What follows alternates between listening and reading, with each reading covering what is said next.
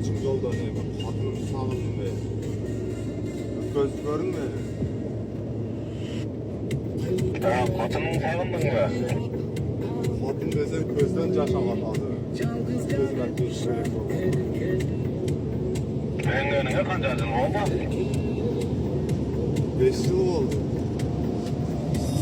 Bak 5 yıldan beri çabalayan kadınına ne şaşarsın. Siyum ne ben kadının diyor.